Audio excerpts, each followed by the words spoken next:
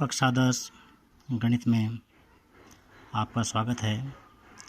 आज प्रश्नावली 4.3 का क्वेश्चन नंबर 3 हम सॉल्व करेंगे। तो क्वेश्चन नंबर 3 मैं यहाँ पर एक बार आपके सम्मुख पढ़ के सुना देता हूँ। निम्न समीकरणों के मूल ज्ञात कीजिए। इसमें पहला जो समीकरण है वह यह है x minus 1/x equal to 3, x बराबर नहीं है 0 की। तो इसको हम अब सॉल्व करेंगे पहले क्वेश्चन को। तो इसका मैं यहाँ पर हल लिखता हूँ।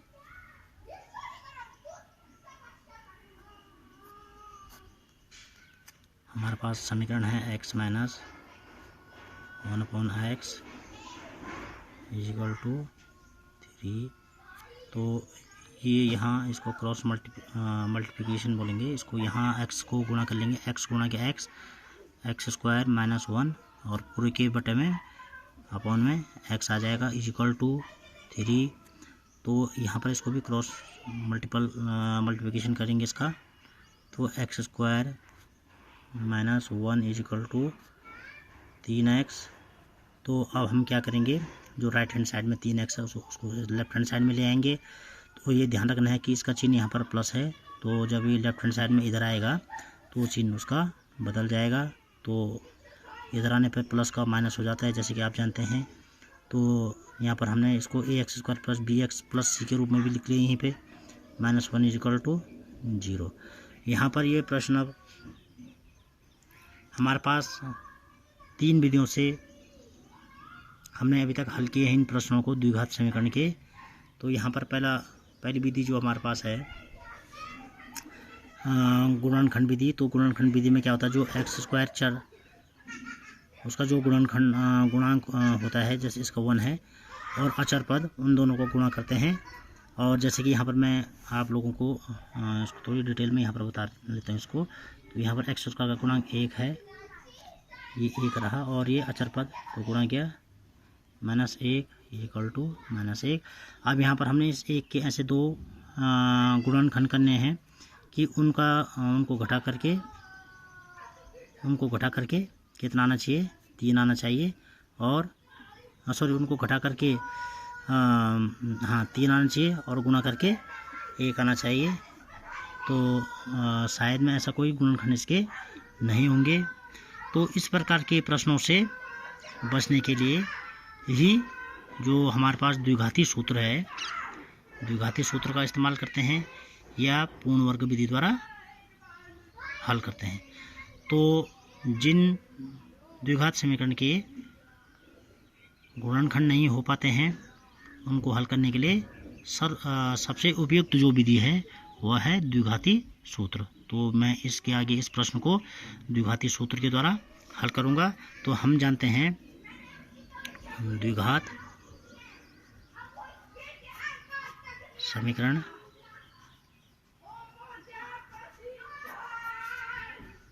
का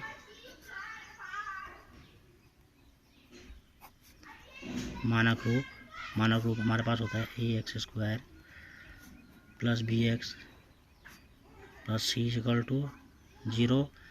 तो ये इसको समीकरण 1 मान लेते हैं। इसकी तुलना अब जो द्विघाती सूत्र हमारे पास है इससे तो कर लेते हैं। तो समीकरण 1 की तुलना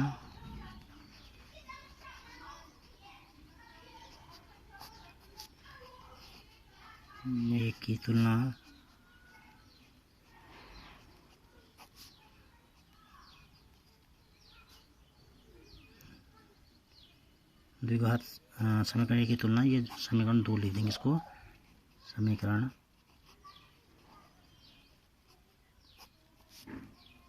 2 से करने पर तो तुलना करेंगे हम। तो यहाँ पर तुलना करके a इक्वल टू 1, ये देखिएगा a equal to 1, a equal to 1, b equal to -3, b equal to -3 और c इक्वल टू ये भी कितना हो जाएगा -1। अब मैं यहाँ पर द्विघातीय सूत्र का प्रयोग करूँगा। द्विघातीय सूत्र को ही श्रीधराचार्य सूत्र भी कहते हैं। तो द्विघाती सूत्र कोष्ठक में लिख दूंगा मैं श्रीधराचार्य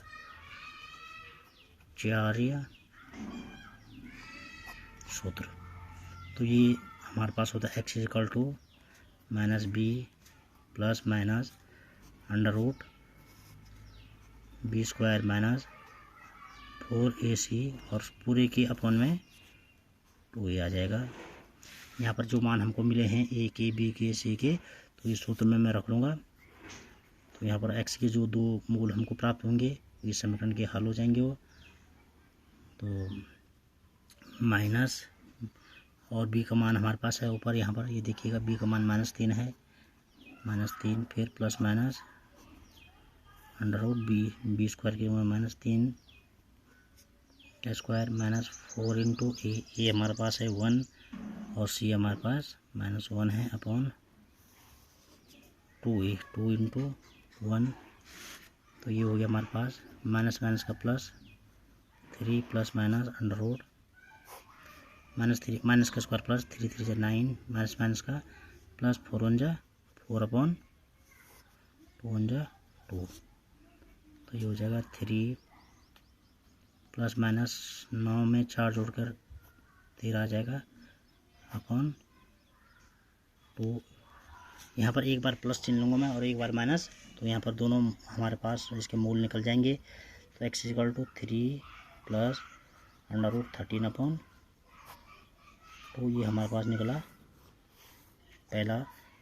और जब अगर मैं माइनस का चिन्ह लेता हूँ 3 माइनस अंडर रूट 13 अपॉन 2 ये हमारे पास दूसरा इसका गुणनखंड भी प्राप्त हो गया है। तो इस प्रकार हमारे पास जो हमारे पास ये समीकरण नंबर 1 का मतलब है कि ये वाला जो क्वेश्चन दिया था उसमें जो x के जो समीकरण के मूल x हैं उसके मान हमारे पास यह दो मान प्राप्त हो चुके हैं। इसके बाद यहाँ पर इन्होंने शर्त भी दी थी कि x does not equal to 0, x का मान 0 नहीं होना चाहिए। तो यहाँ पर हमारे पास x का मान 0 से बड़ा ही है, तो ये हमारे पास दो इसके मूल हैं। तो इसके बाद क्वेश्चन नंबर इसका सेकंड है। तो क्वेश्चन नंबर सेकंड भी अगर हल करना है तो हम इसको कर लेते हैं। तो क्वेश्चन नंबर सेकंड को मैं हल कर लेता हूँ। क्वेश्चन नंबर सेकंड हमारे पास जो था इसका मैं इसको एक बार फिर यहाँ पर लिख दे रहा हूँ। क्वेश्चन नंबर सेकंड है 1 upon x plus 4 minus 1 upon x minus 7 is equal to 11 upon 13 नहीं 30 होगा ये। तो हम इसका एलसीएम ले लेंगे, ऐसे क्रॉस एलसीएम ले लेंगे इसका। तो ये x माइनस 7 1 के साथ मल्टीप्लाई होगा और x प्लस 4 भी 1 के साथ मल्टीप्लाई होगा, दोनों फिर आपस में मल्टीप्लाई हो जाएंगे जैसे कि आप लोग जानते हैं इस चीज़ को। तो x minus 7 into 1 x minus 7 हो गया, माइनस फिर 1 इंटू एक्स प्लस 4 तो x प्लस 4 और इसके अपॉन में हमारे पास x plus 4 into x minus 7 is equal to 11 upon 30। तो ये x माइनस 7 ये माइनस को हम अंदर ये ब्रैकेट के अंदर ले जाएंगे तो प्लस वाला जो है ये साइन ये माइनस का हो जाएगा, माइनस x और 4 भी प्लस का है तो वो भी माइनस हो गया अपॉन में इनको आपस में मल्टीप्लाई कर लेंगे x into x x square फिर प्लस माइनस का माइनस 7 इंटू एक्स 7x फिर 4 से इन दोनों को मल्टीप्लाई करेंगे तो 4 इंटू एक्स। यहाँ पर साइन भी देखना है, चिन्ह कभी विशेष रूप से ध्यान रखना है। 4 इंटू एक्स 4x हमारे पास यहाँ पर मिल गया है हमको। इसका अब यहाँ पर देखिएगा आप plus into minus plus minus minus होता है और 4 into 7 28 is equal to 11 upon 30। तो अब यहाँ पर ध्यान दीजिएगा आप, ये प्लस का है ये माइनस का, ये आपस में कट हो गए हैं। तो -7 -4 -11 हो गया है। और यहाँ पर आप देखिएगा एक्स स्क्वायर -7 और ये प्लस का है तो ये आपस में माइनस होंगे तो -3 यहाँ पर हमको मिल गया 3x -28 is equal to 11 upon 30। तो 11 1 जा 11 वन टाइम में कट गया है इससे, 11 1 जा 11 वन टाइम कटा है, तो हमारे पास मिल गया वो -1 upon x square -3x -28 equal to 1 upon 30। अब मैं इसको क्रॉस मल्टीप्लाई करूँगा, ये यहाँ और ये यहाँ, तो -1 into 30 equal to 1 into x square -3x -28 -30 into 1 -30 equal to x square -3x -28। और इस 30 को भी राइट हैंड साइड में ले जाएंगे तो यहाँ 0 हो जाएगा, तो एक्स स्क्वायर -3x -28 प्लस 30, इसको हम व्यवस्थित करेंगे, एक्स स्क्वायर -3x प्लस, अब ये 30 -28 तो यहाँ पर 2 हमारे पास बचेगा इक्वल टू 0। इस क्वेश्चन को भी हम जो हमारे पास सर्वप्रथम द्विघात समीकरण को हल करने की विधि थी, गुणनखंड विधि, उससे देखते हैं कि क्वेश्चन हल हो सकता है या नहीं हो सकता है। इसका गुणांक 1 है, तो जैसे कि आप लोगों को पहले भी बता चुके हैं हम, तो आज यहाँ पर एक्स स्क्वायर का गुणांक 1 इंटू आचार पर 2 है, तो 1 इंटू 2 हमारे पास 1 इंटू 2 इज इक्वल टू 2। अब इस 2 के हम 2 गुणनखंड करेंगे, ये जिनको जोड़ करके 3 आना चाहिए और गुणा करके 2 आ जाएंगे, तो 2 इंटू 1 और 2 इंटू 1 2 होता है, और 2 + 1 इज इक्वल टू 3। तो इसको हम द्विघात समीकरण से भी कर सकते हैं, इसको गुणनखंड विधि के द्वारा ये हल हो सकता है ये वाला क्वेश्चन। लेकिन गुणनखंड विधि में काफ़ी क्वेश्चन हम लोग कर चुके हैं, तो इसको भी द्विघात के सूत्र से कर लेते हैं। तो द्विघाती सूत्र, इसको क्वेश्चन 1 मान लेता हूँ, तो द्विघाती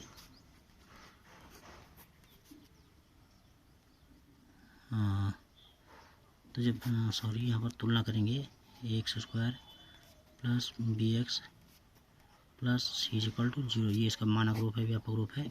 तो तुलना करने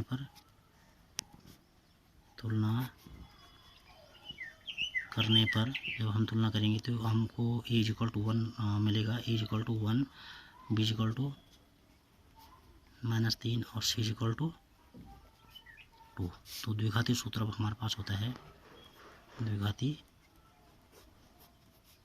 सूत्र, सीधे सूत्र हम इसको कहते हैं, x equal to -b plus minus square root b square -4ac upon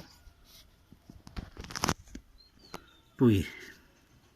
तो x equal to minus b की जगह -3 प्लस माइनस बी स्क्वायर की जगह में -3 का square -4 into a equal to 1 और c equal to 2 upon 2a, 2 गुना गया 1, x इक्वल टू माइनस का प्लस माइनस अंडर रूट 3 का स्क्वायर 9 -4 दोनों 8 बटा 2।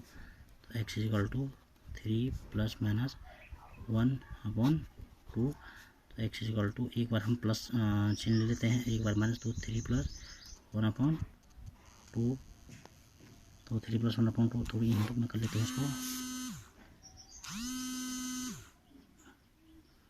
तो यहाँ पर हो जाएगा x equal to 3 plus 1 4 upon 2, x equal to हमको 2 मिल गया है।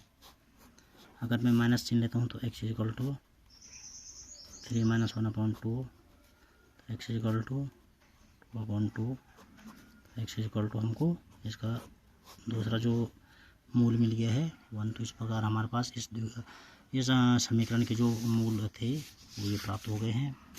तो ये आज क्वेश्चन नंबर 3 की भी दोनों क्वेश्चन हमारे पास हल हो गए हैं, दोनों पार्ट हल हो गए हैं। तो कल आपसे मिलते हैं एक नए क्वेश्चन के साथ, तब तक के लिए धन्यवाद।